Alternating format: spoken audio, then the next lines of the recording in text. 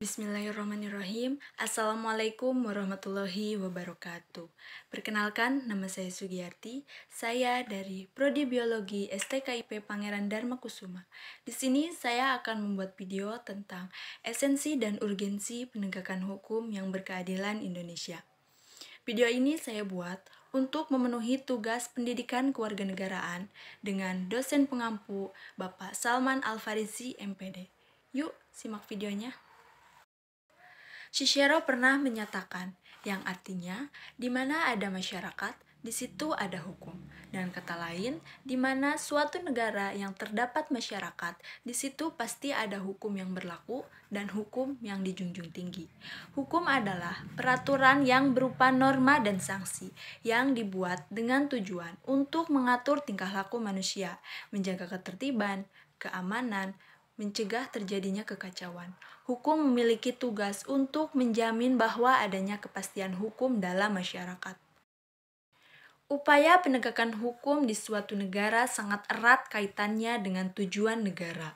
Yang hanya menjaga ketertiban itu ialah arti tujuan negara yang sempit. Tujuan negara dalam arti yang luas ialah agar setiap masyarakat terjamin kesejahteraannya. Dengan kata lain, tujuan negara tidak hanya menjaga ketertiban dan keamanan, melainkan agar terjamin kesejahteraan setiap masyarakat yang ada di dalamnya.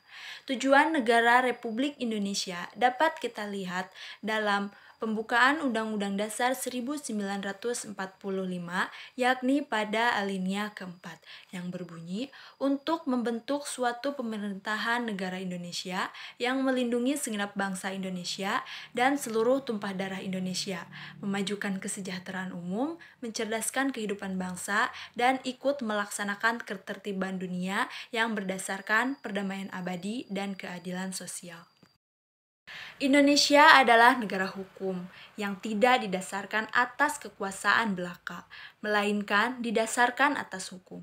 Semua persoalan kemasyarakatan, kewarganegaraan, pemerintahan, atau kenegaraan harus didasarkan atas hukum. Dalam proses penegakan hukum di Indonesia, kita memiliki lembaga peradilan yang diatur dalam Undang-Undang Dasar 1945, yakni Mahkamah Agung, Mahkamah Konstitusi, dan Komisi Yudisial. Lalu, bagaimana pelaksanaan hukum untuk tercapainya rasa keadilan masyarakat? Di Indonesia sendiri, dalam pandangan saya, proses penegakan hukum di Indonesia masih sangat lemah, terbukti dengan adanya hukum yang dibeli dengan uang atau proses suap. Kemudian, lembaga-lembaga yang melakukan korupsi, ketidaktransparan penegakan hukum. Agar tercapainya keadilan masyarakat, lembaga harus mengedepankan kepentingan masyarakat, bukan kepentingan pribadi atau memuaskan hasrat pribadi seperti melakukan korupsi atau mengambil keputusan yang hanya mementingkan diri sendiri. Sekian dari saya, mohon maaf bila ada kesalahan. Wabillahi taufiq wal hidayah. Wassalamualaikum warahmatullahi wabarakatuh.